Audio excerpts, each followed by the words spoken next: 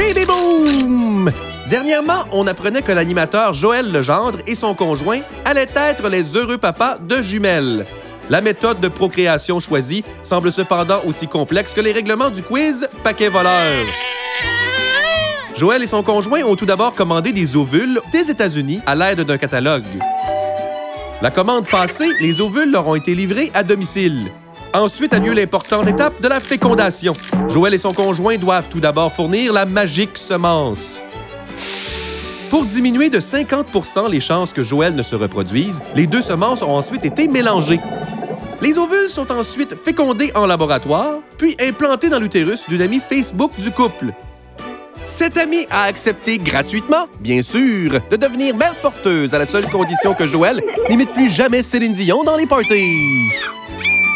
Cette fécondation in vitro a pu être remboursée par la RAMQ auprès de son député Jean-François Lisée.